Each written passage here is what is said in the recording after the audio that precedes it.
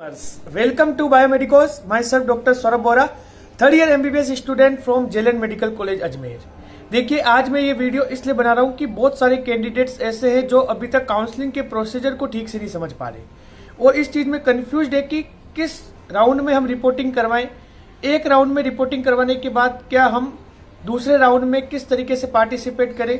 तो आज मैं आपको ऑल इंडिया कोटा की और हमारे राजस्थान की स्टेट काउंसलिंग दोनों को डिटेल में आपको समझा दूंगा, जिसके बाद आपको कोई भी डाउट नहीं रहेगा कि आपको काउंसलिंग किस तरीके से करवानी है। ठीक है, देखिए, स्टेट का राउंड 1, हमारे राजस्थान की काउंसलिंग का राउंड 1 और ऑल इंडिया कोटा की काउंसलिंग का राउंड 1 दोनों का अलॉटमेंट रिजल्ट साइट पे आ चुका है।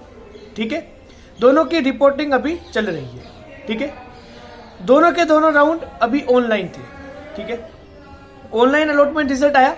अब आपके पास ये ऑप्शन है कि आप दोनों में कहीं पे भी जाके रिपोर्ट कर सकते हैं, किसी एक जगह। या तो आप ऑल इंडिया कोटा की राउंड फर्स्ट से जो अलॉटेड कॉलेज है तो वहां आपको अलॉटेड कॉलेज में जाके आपको रिपोर्ट करना होगा, और अगर आपको राजस्थान की काउंसलिंग से अगर कॉलेज मिला है कोई गवर्नमेंट तो आपको academic block SMS medical college में जाके आपको रिपोर्ट करना होगा। रिपोर्टिंग में आपको सारे documents with 2 to 3 photocopy sets, demand draft, जो फीस का डिमांड ड्राफ्ट होता है वो, और आपका प्रोविजनल अलॉटमेंट लेटर, ये सब चीजें आपको लेके वहां जानी होती है। ठीक है, तो आप या तो ऑल इंडिया कोटा के राउंड 1 में रिपोर्ट करें जो आपको कॉलेज अलॉट हुआ है, या फिर आप राजस्थान की काउंसलिंग के राउंड 1 में रिपोर्ट कर सकते हैं। ठीक है, अब जब ये आपकी दोनों रिपोर्टिंग पैरेलली दोनों काउंसलिंग की खत्म हो जाएगी, अब आपका स्टार्ट होगा ऑल इंडिया कोटा का सेकंड राउंड। उसी के पैरेलली आपका स्टेट काउंसलिंग का सेकंड राउंड भी स्टार्ट होगा। According to the proposed date all India quota का सेकंड राउंड 9 फरवरी से लेकर 18 फरवरी के बीच में कभी भी हो सकता है। ऑल इंडिया कोटा का सेकंड राउंड जो होगा वो ऑनलाइन होगा, जबकि स्टेट काउंसलिंग का जो सेकंड राउंड है वो हमारे ऑफलाइन होगा। ठीक, अब देखो, ऑल इंडिया कोटा का राउंड 2 जो है उसमें आपको किन चीजों का ध्यान रखना है।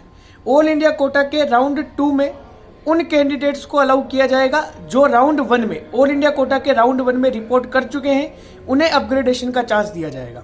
इस बार यह है कि जिन्होंने राउंड 1 में ऑल इंडिया कोटा के राउंड 1 में अलॉटेड कॉलेज में अगर उन्होंने रिपोर्टिंग कर ली, एडमिशन ले लिया, तो वो 15 फरवरी तक अपनी सीट रिजाइन कर सकते हैं। अगर उन्होंने वो अपनी सीट रिजाइन नहीं करी और उन्होंने अपग्रेडेशन के लिए अप्लाई भी नहीं किया, तो जो इनकी सीट राउंड 1 में अलॉटेड है वही उनकी फाइनल सीट मान ली जाएगी, फिर उन्हें रिजाइन करने का कोई चांस नहीं दिया जाएगा।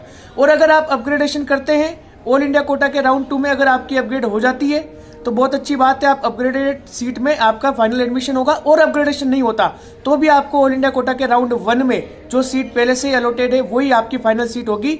फर्दर आप किसी भी तरीके की काउंसलिंग में पार्टिसिपेट नहीं कर सकते, और अगर आप रिजाइन करेंगे उसके बाद में 15 फरवरी के बाद में, तो आपको ये सीट छोड़नी पड़ेगी। सब तरीके जितनी भी काउंसलिंग है हर तरीके से आपको बाहर कर दिया जाएगा। तो कहने का मतलब, अब की बार ऑल इंडिया कोटा के राउंड 1 में जो रिपोर्टिंग करनी है वो बहुत ही ज्यादा सोच समझ के करनी है। मतलब मैं ये कहना चाहता हूं कि उन लोगों को ही ऑल इंडिया कोटा की काउंसलिंग में रिपोर्टिंग करनी है जो ऑल इंडिया काउंसलिंग में मिले कॉलेज से बिल्कुल संतुष्ट है या फिर उसको अपग्रेड करवाना चाहते हैं, उन्हें ही रिपोर्टिंग ऑल इंडिया कोटा के फर्स्ट राउंड में करनी है।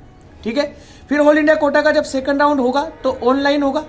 जो कैंडिडेट्स ऑल इंडिया कोटा के राउंड 1 में जिन्होंने रिपोर्टिंग करी थी उन्हें अपग्रेडेशन का मौका मिलेगा, और कैंडिडेट्स फ्रेश चॉइस भी फिल कर सकते हैं। स्टूडेंट्स का डाउट ये है कि जो स्टेट 1 में जिन्होंने डॉक्यूमेंट जमा करवा दिए, क्या वो ऑल इंडिया कोटा की सेकंड राउंड में पार्टिसिपेट कर सकते हैं? बिल्कुल, ऑल इंडिया कोटा की सेकंड राउंड की काउंसलिंग में वो पार्टिसिपेट कर सकते हैं।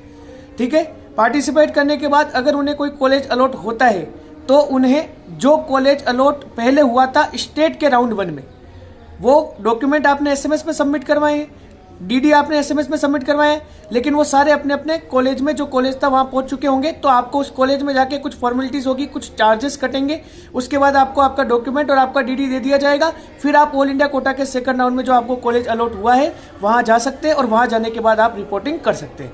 अगर आपने ऑल इंडिया कोटा के सेकंड राउंड में रिपोर्टिंग कर दी तो अब आप स्टेट के सेकंड राउंड में पार्टिसिपेट नहीं कर सकते, यहीं से आपकी काउंसलिंग क्लोज हो जाती है। अगर आप ऑल इंडिया कोटा के सेकंड राउंड में रिपोर्टिंग नहीं करते हैं तो आपकी जो 10,000 रुपए की जो मनी थी, जो आपकी सिक्योरिटी मनी लगी थी, वो फॉरफिट हो जाएगी, वो आपको नहीं मिलेगी। फिर आप चाहे तो स्टेट के सेकंड राउंड में भी पार्टिसिपेट कर सकते हैं, और अगर आप दोनों हाथों में लड्डू रखना चाहते हैं तो ऑल इंडिया कोटा के जो मॉप अप राउंड है उसमें भी पार्टिसिपेट कर सकते हैं। लेकिन आपको फिर वो 10,000 की जो सिक्योरिटी मनी है वो नहीं मिलेगी, वो भी तब जब आपने ऑल इंडिया कोटा के सेकंड राउंड में रिपोर्ट नहीं किया है तो। ठीक है, उसके बाद होगा हमारे स्टेट का सेकंड राउंड। हो सकता है अब की बार क्या है कि जो ऑल इंडिया कोटा का सेकंड राउंड है, वहां से जो बची हुई सीटें हैं वो रिवर्ट होकर इस बार स्टेट में नहीं आएगी। तो हो सकता है कि उधर पैरेलली आपके ऑनलाइन ऑल इंडिया कोटा की सेकंड राउंड की काउंसलिंग चले और इधर पैरेलली हमारे ऑफलाइन राजस्थान की ऑफलाइन जो काउंसलिंग है सेकंड राउंड की वो चले। दोनों साथ साथ भी चल सकती है इस बार, क्योंकि अब की बार क्या है कि जो सीटें रिवर्ट होके फिर से राउंड 2 में ऑल इंडिया कोटा से स्टेट कोटा में रिवर्ट होके नहीं आएगी, जो कि पिछले साल 160 सीटें आई थी। अब की बार ऐसा नहीं होगा, ठीक है। इसलिए स्टेट के राउंड 2 का कट ऑफ भी थोड़ा सा अपने हाई रहने वाला है। राउंड 1 का तो हाई रह ही चुका है, आप देख चुके हैं, ठीक है। अब देखो राउंड 2 कैसे होगा। राउंड 2 का मैं बात कर रहा हूं स्टेट काउंसलिंग की, राजस्थान काउंसलिंग की। आपको हर वक्त अपनी जो राजस्थान काउंसलिंग की जो साइट है www.rajug.com वाली साइट है, उस साइट को रेगुलरली चेक करते रहना है। वहां पे आपको नोटिफिकेशन दिया जाएगा कि ऑफलाइन काउंसलिंग आपके राउंड 2 की स्टार्ट होने वाली है। और अब जिसको फ्रेश रजिस्ट्रेशन करवाना है वो करवा सकते हैं। माना कि कोई कैंडिडेट ऐसे है जो किसी कारणवश स्टेट के फर्स्ट काउंसलिंग में पार्टिसिपेट नहीं कर पाए थे, रजिस्ट्रेशन नहीं कर पाए थे, वो भी फ्रेशली रजिस्टर्ड वहां पे कर सकते हैं। जो पहले से रजिस्ट्रेशन कर चुके हैं उन्हें फिर से रजिस्ट्रेशन करने की जरूरत नहीं है, चाहे उन्होंने स्टेट 1 में रिपोर्ट किया हो, चाहे उन्होंने स्टेट 1 में रिपोर्ट नहीं किया हो। अब उन्हें रैंक वाइज बुलाया जाएगा, स्टेट रैंक के अकॉर्डिंग काउंसलिंग होगी।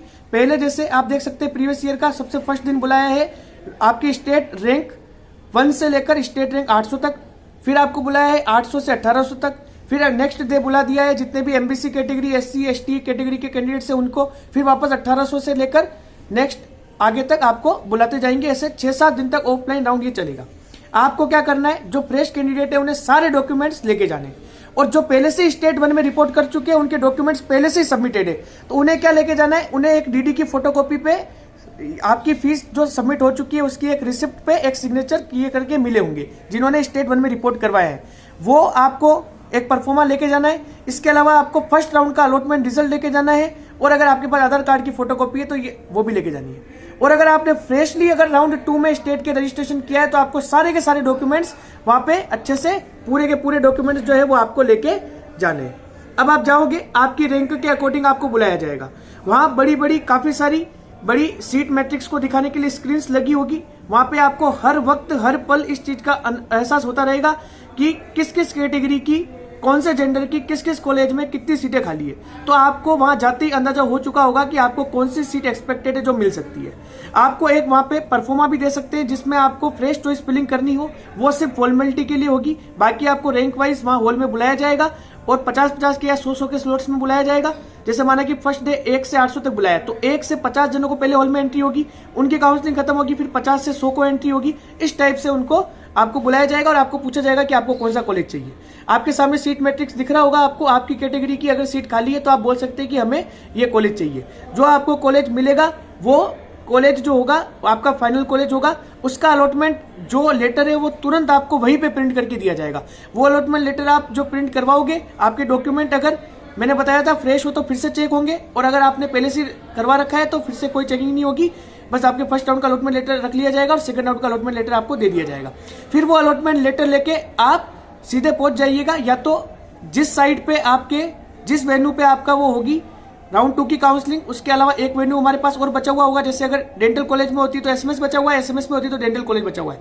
वहां या तो पैरेलली या फिर पूरी सेकंड राउंड की काउंसलिंग खत्म होने के बाद आपको वो अपना अलॉटमेंट लेटर लेके आपको जाना है वहां पे एसएमएस में, या फिर वहां पे जहाँ पे आपकी रिपोर्टिंग होगी। वहां रिपोर्टिंग में आपको अलग अलग डेस्क पे जो कॉलेज मिला होगा उस डेस्क पे जाके वो अलॉटमेंट लेटर दिखाना है, ठीक है। अलॉटमेंट लेटर आप दिखाओगे, इसके अलावा वो आपको डीडी का अमाउंट बता देंगे, किस प्रिंसिपल कंट्रोलर के नाम बताना है वो बता देंगे, उस नाम का आप डीडी बनवा के वहां पे सबमिट करवा दीजिएगा। इसके अलावा बॉन्ड की प्रॉब्लम है तो बॉन्ड कोई दिक्कत नहीं है, 500 रुपए के स्टाम्प पे बनता है। वहां पे बाहर ही आपको मिल जाएंगे नोटरी वाले, वो आपको बॉन्ड बना के दे देंगे, बस आपको साइन करना है। 2 वहां पे विटनेस चाहिए होते हैं, और उन 2 विटनेस के आपको क्या चाहिए होती है, आधार कार्ड की कॉपी चाहिए होती है। वो बॉन्ड वही बन जाएगा, बॉन्ड को लेकर ज्यादा परेशान होने की जरूरत नहीं है। वो बॉन्ड भी आप वहां सबमिट करवा सकते हैं, ठीक है। अब लोगों का डाउट ये होगा कि जो राउंड 1 के कैंडिडेट्स है जो पहले से ही किसी दूसरे कॉलेज में डॉक्यूमेंट सबमिट करवा चुके हैं, उन्हें क्या होगा, तो उनके डॉक्यूमेंट्स अपने लेवल पे वो ट्रांसफर कॉलेज वाले कर देंगे, डीडी आपको पुराने जो कॉलेज था उससे फिर से रिफंड हो जाएगा। इस तरीके से आपकी राउंड 2 की काउंसलिंग होगी, और राउंड 2 की काउंसलिंग होने के बाद आपको जो कॉलेज मिलेगा वो आपका फाइनल कॉलेज होगा। जिनकी रैंक थोड़ी पीछे है वो और एंड तक वेट करना चाहते हैं तो ऑल इंडिया कोटा के जो मॉप अप राउंड है उसमें फिर से पार्टिसिपेट कर सकते हैं, क्योंकि बहुत कुछ सीटें ऐसी भी होती है गवर्नमेंट, कुछ पिछले साल जैसे एम्स की सीटें बची थी तो आपको वहां पे चांस बन सकता है। जो पीछे रैंक पर है, जैसे ऑल इंडिया रैंक 20,000 तक है, जनरल कैटेगरी ओबीसी की बात कर रहा हूं, तो मैं वहां पे मॉपअप में उनके थोड़े से चांसेस बन सकते हैं ऑल इंडिया कोटा के। अगर उन्होंने राउंड 2 से सीट छोड़ी है तो उन्होंने फिर से उनको क्या करना पड़ेगा, रजिस्ट्रेशन करना पड़ेगा मॉपअप के लिए। और अगर नहीं छोड़ी है, नॉर्मली उन्हें कोई कॉलेज नहीं मिला है, तो उन्हें ऑल इंडिया कोटा के मॉपअप के लिए कोई रजिस्ट्रेशन नहीं करना पड़ेगा। ठीक है।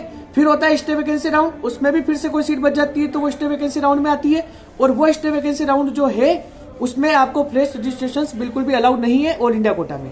ठीक है। इस तरीके से आपकी काउंसलिंग चलेगी। आपको अगर कोई भी डाउट हो काउंसलिंग रिगार्डिंग, आप कमेंट सेक्शन में मैसेज कर सकते हैं। Thanks for watching the video. Please like, share and subscribe the channel.